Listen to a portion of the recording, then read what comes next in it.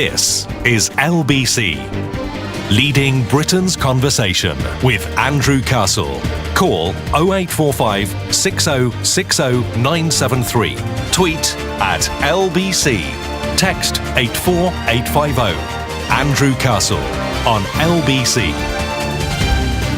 4 minutes past 9, Sunday the 23rd of February 2014. We're going to be getting well and truly stuck into the subject of education and how you actually guarantee getting a decent education for your child in this country. Is the only way to pay for it? Is that the only way that you can actually get an education that you want for your child, good or bad? Is that the only way? Because there's going to be a surge in school places lottery, according to the Sunday Telegraph. It's a report to be published this week by the Sutton Trust. It's going to reinforce the case for dismantling traditional catchment areas, saying access to the most popular comprehensives should not be limited to those who can afford to pay a premium on their mortgages or rents. This is going to send shockwaves through the middle class. If it's suddenly, okay, imagine this, right? You've moved, and it happens all the time. You move into a nice area because, or a more expensive area, because it's in the catchment of a great school. Now they've changed the rules. Oh my God. People are going to freak about this. They really are. You could suddenly be, your kid could suddenly be 2 buses, a train and a walk through an area that they don't want to walk through, or they don't want their kids to walk through to get to the school, because it's all done by lottery now.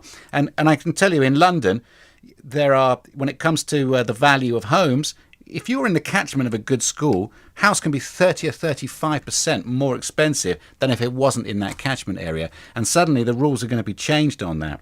And there is going to be panic. Now, this, of course, comes a week before 600,000 children in England will be allocated secondary schools for September. So that is what we're talking about here. And, you know, the question has to be, what is the best way to get children into schools? What is the fairest way to get children into schools in this country? Surely it's the school which is closest? Or does that lead to middle class colonisation, a rise in house prices, and it means that they get a better education than others who can't afford to live in those areas? Or is it the case now that to get the education that you want for your child, the only way to guarantee is if you actually pay for it?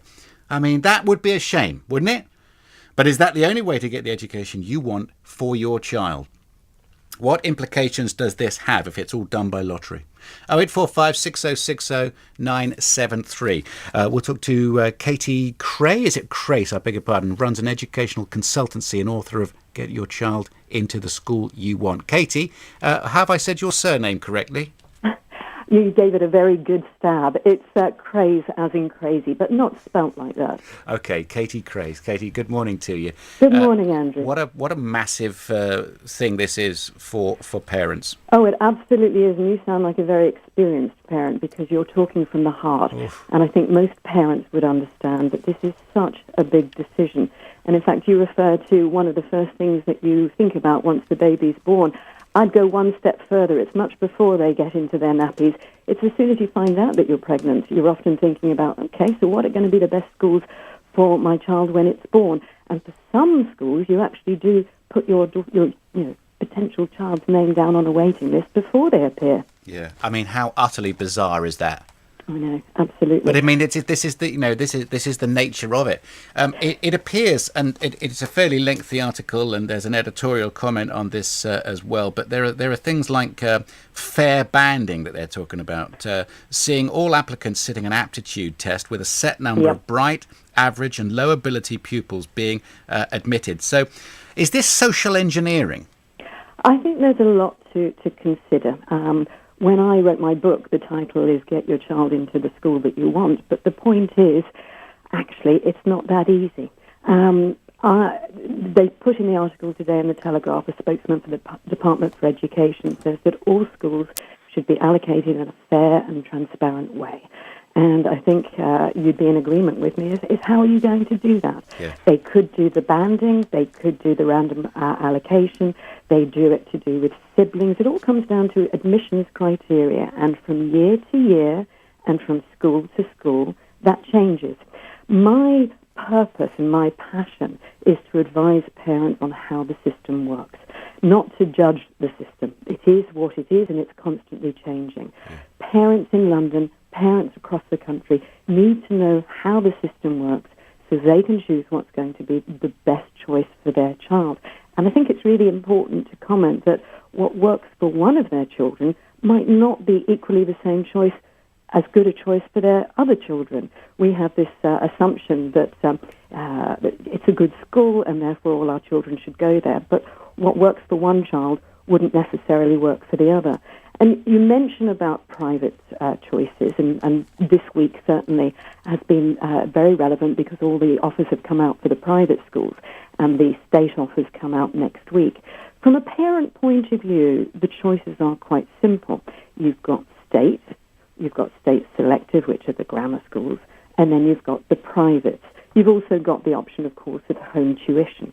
But when you're looking at what's going to be the best school for my child, when it comes to the state selective, there's very little choice because ultimately your child has to be in the top 5%. To get into Kiwi Boys, to get into Henrietta Barnett, to get into Latimer, being bright's not good enough. You've got to be super bright. Yeah. To get into the private schools, the option is, first of all, you do need to be academic or at least average and above because they have to pass a test. And obviously there's that huge financial commitment as well. If you're going down the state sector, that's where the other issue comes in now, which is, well, even if I choose one that I think is going to be right for my child, how do I know which one's going to be the best one? Now, you could go by league tables, you could go by Ofsted reports, but what about other things that might be relevant to my child? Yeah. What about if my child has special needs? What about if English is not our first language? Having the best GCSE results won't necessarily mean that's the best choice for my child.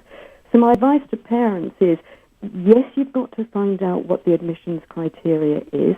It does change. The system's not fair, but you have to know what the system is in order to play it best for your family. Yeah.